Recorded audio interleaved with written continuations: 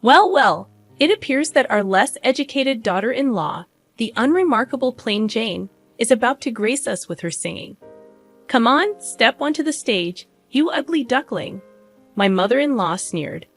It was my sister-in-law's wedding reception, and I was coerced into performing a solo, as was customary whenever my mother-in-law found an opportunity to belittle me. Her audacity to humiliate me, even on such a joyous occasion as my sister-in-law's wedding, was beyond my comprehension. What's taking so long? Hurried up. She's getting impatient. Her voice hardened. Okay then. I will. Excuse me. I stood up from my seat and slowly made my way towards the stage. I'm Erica, 33 years old, living with my 4-year-old daughter Janice and my husband Paul, who's the same age as me. We're in our 8th year of marriage. Orphaned as a child, I was raised by my grandparents but chose to be independent, dropping out of high school to work at a local factory. Paul and I reconnected at a high school reunion when we were 21, hit it off, and started dating. 3 years after Paul graduated from university, we got married. Since then, I've been supporting him, managing our household chores, and raising our daughter while working part-time. Mom, teach me how to sing, Janice has been asking me recently. Neither Paul nor I had any intention of forcing music onto her, but I have a background in music, having been the president of the choir club in high school. I still love singing and even take voice training lessons as a hobby. Janice developed an interest in music naturally, and I hope that one day we can perform together with Paul's music. Returning home 3 days later, my mother-in-law called, resuming her habit of belittling me since she discovered I dropped out of high school. She often showered me with insults, criticizing my abilities and family background. She wasn't my favorite person. Hello, is Janice there right now? My mother-in-law asked. I'm sorry, she's at voice training right now. She's not home, I replied, realizing I had let something slip, but it was too late. Why didn't you tell me before letting her attend such things? You really don't think things through. I'll teach her, my mother-in-law insisted.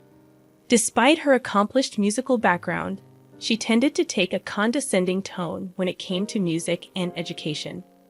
She doted on our daughter but might inadvertently push her away if she followed the same strict teaching approach she used on Paul and his sister in the past.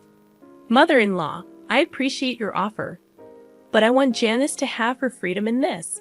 Even if you say that, it's really up to Janice whether she wants to continue or not.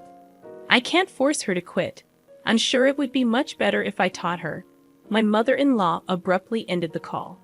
3 months passed, and I'd almost forgotten about the incident when my mother-in-law decided to visit our home. It's been a while, hasn't it? Oh, how's Janice been doing? She inquired, likely happy to see her granddaughter after such a long time. As soon as she stepped into our home, she immediately scooped Janice into her arms, barely greeting us. It just so happened that Janice had the day off from her voice training class, and the whole family was at home. Granny, I've become good at singing, Janice exclaimed, boasting to her grandmother. Really? Could you sing something for me then? My mother-in-law asked. I intervened, worried about what my mother-in-law might say to Janice. How about we eat first before we hear her sing? It's lunchtime after all, I suggested. Don't interrupt when she's about to sing for me. My mother-in-law dismissed my suggestion.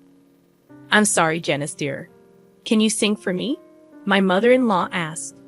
Hearing her request, Janice began to sing. From the perspective of a mother-in-law who graduated as the valedictorian of a music conservatory, my daughter's singing must have sounded rather clumsy. I had a sinking feeling inside me, worried that my daughter might receive some snide remarks from her. However, my mother-in-law applauded and praised my daughter, saying, "You did well. You've practiced a lot." Far from making any sarcastic comments, she thanked her grandmother, seeming happy to be praised.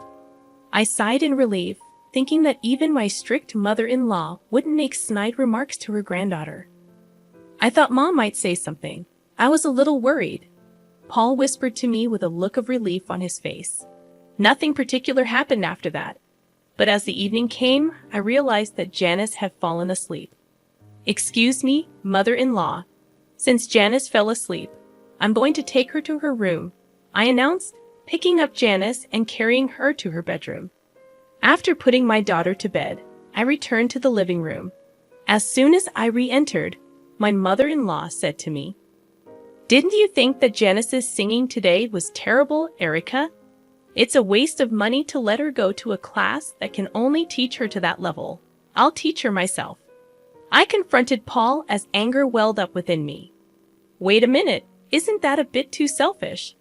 What can we do when it comes to music? She's much better than me, and it's a fact that I got better by being taught by her, Paul reasoned.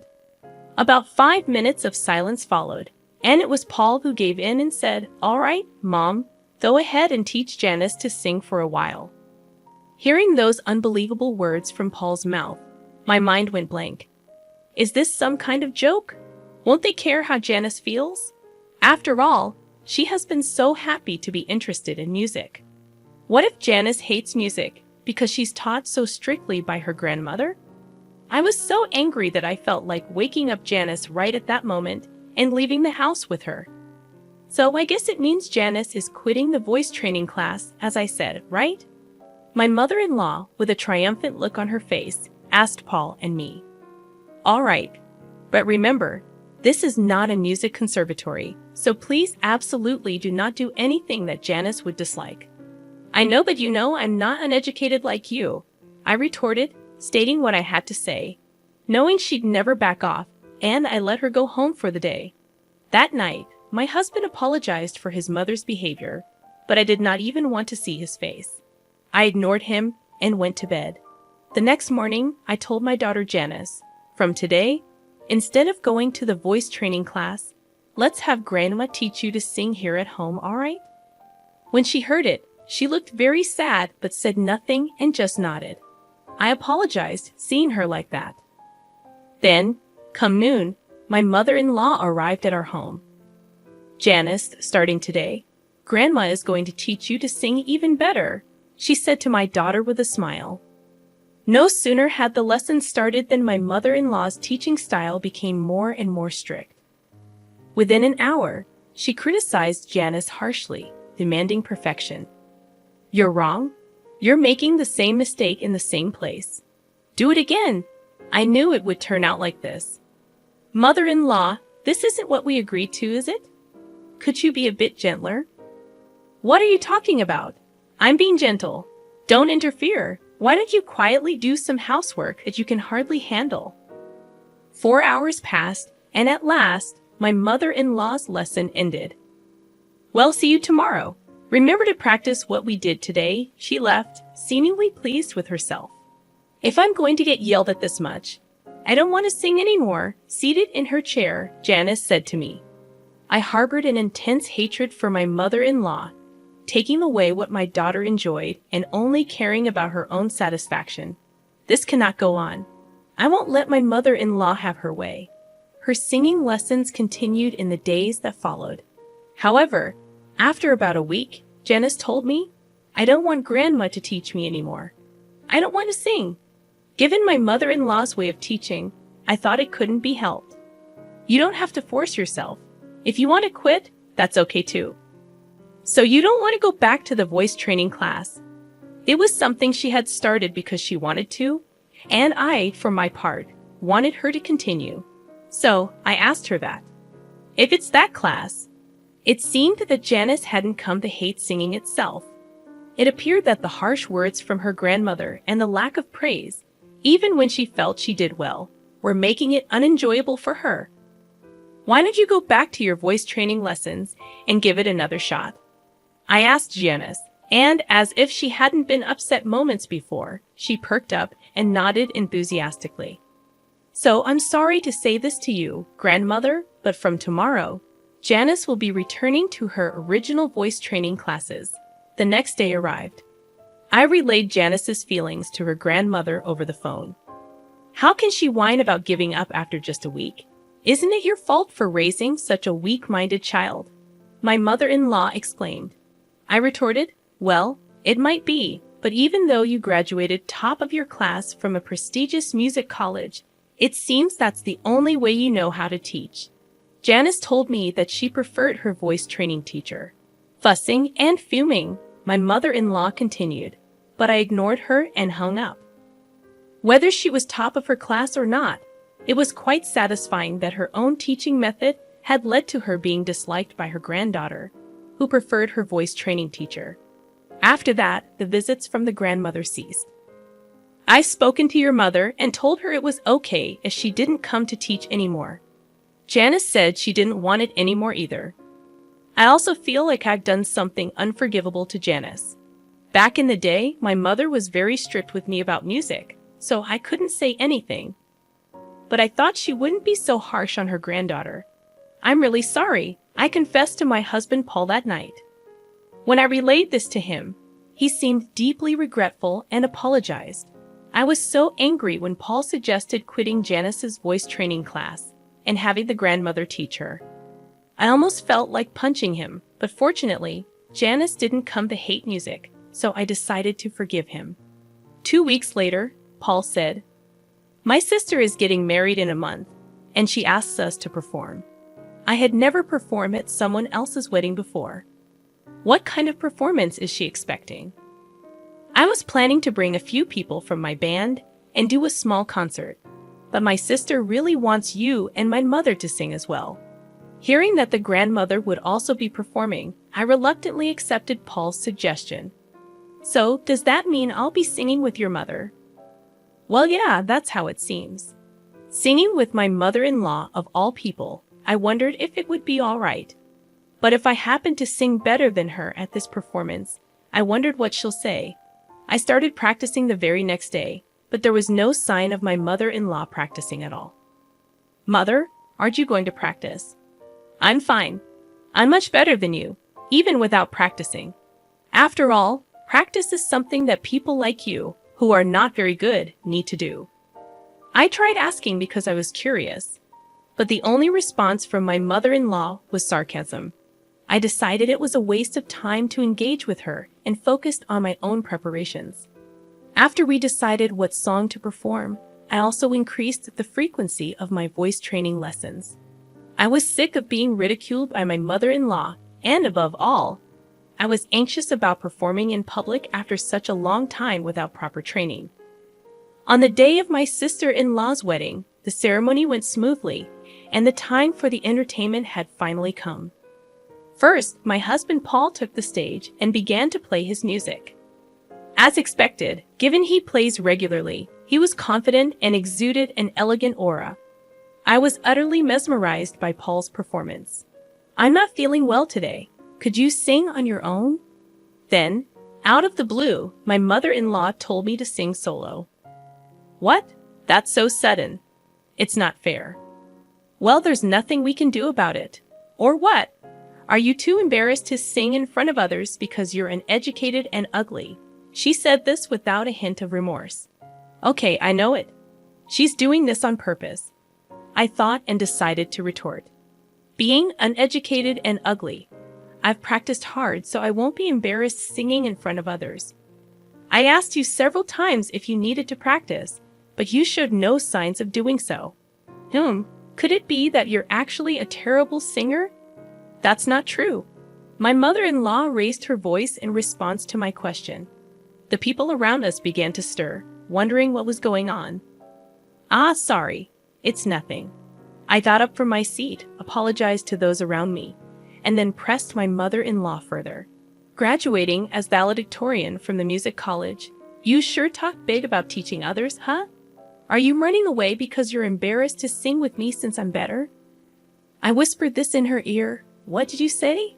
"There's no way that's true. If I sing with a low-educated, ugly person like you, it would only throw me off. Didn't your parents teach you that you and your parents are truly incompetent?"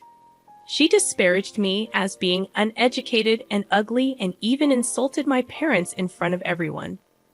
Embarrassed and angry, I wanted to leave right at that moment, but if I ran away now, it would just make her happy. "What are you doing just sitting there? Hurry up and go." "Okay then, I will." "Excuse me." Just as Paul's performance ended, I took his place on stage. I was supposed to sing with my mother-in-law, but due to her not feeling well, I would be singing solo. Instead of the song I was supposed to sing with her, I chose an opera song I used to sing a lot when I was competitive, an aria from The Marriage of Figaro. And so, I began to sing. At that moment, perhaps due to the vocal training I had done, my condition was excellent, and I was able to produce the most beautiful vibrato I'd ever achieved. It was amazing. The audience was mesmerized by my singing, saying things like, "Wow, her voice is incredible," and "Is she a professional?" When I finished singing my song without any hitches, the audience gave me a standing ovation, showering me with thunderous applause. Congrats on your wedding, sister-in-law. You know, I used to be the choir leader in high school. It's been a few years since I last sang in front of an audience, so I was a bit nervous. How did I do? Thanks so much for listening. After making this statement, I returned to my seat, and my daughter, all starry-eyed, pleaded, "Mom, your voice was so beautiful. Can you teach me next time?" Witnessing this, my mother-in-law, with her jealousy on full display, said in a huff, anyone can sing like that. Don't get ahead of yourself," continuing to belittle my singing.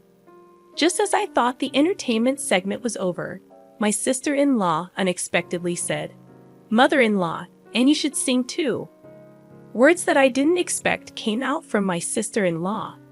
My mother-in-law was taken aback and looked at her daughter in confusion, asking me, "I've never heard you sing, Mom, and since you taught me so much about music when I was young, I'd really love to hear you sing," my sister-in-law expressed with pure honesty.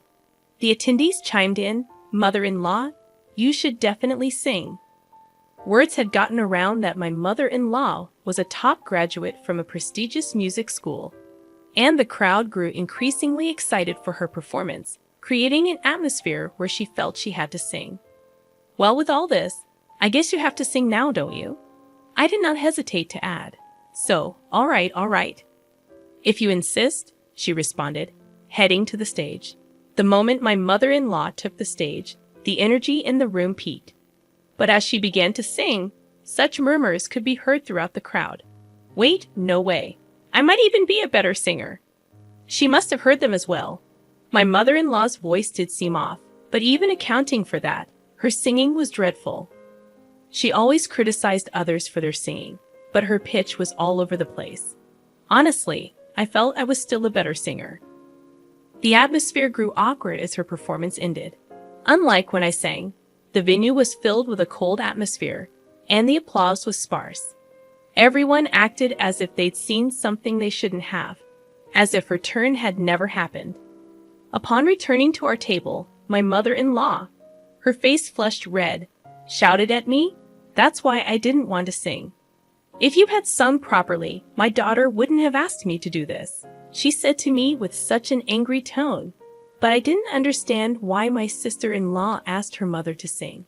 It seemed to me that she genuinely wanted the wedding to be blessed by the voice of her mother, who had been sternly teaching her about music since her childhood.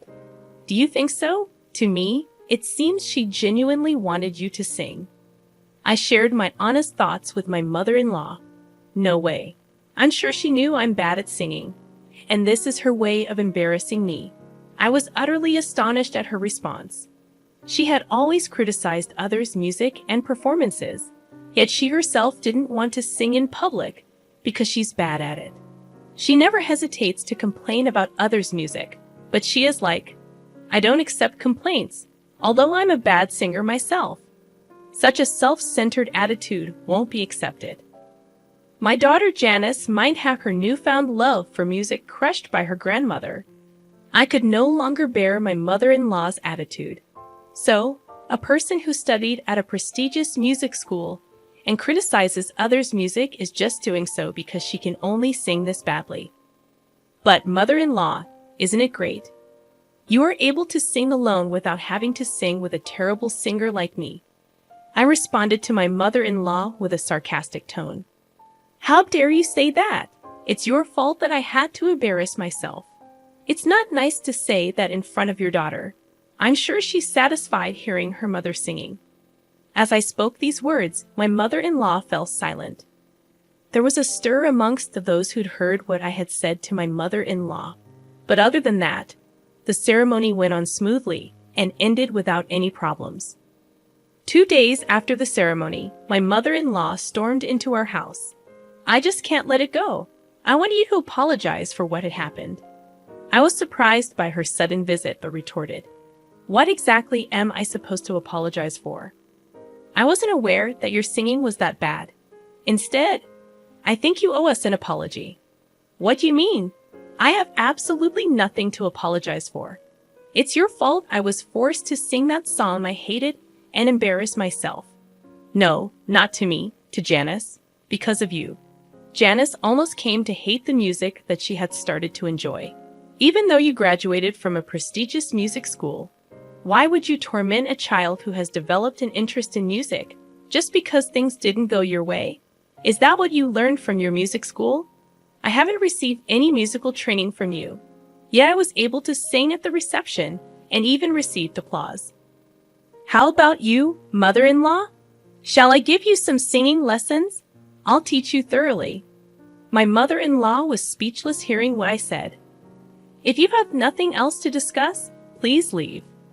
I won't tolerate you interfering with our daughter or my husband's music anymore."